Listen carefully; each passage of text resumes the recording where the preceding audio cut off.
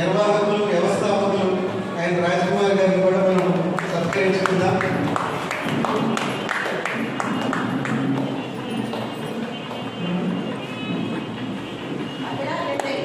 మహిళా లెజెండ్.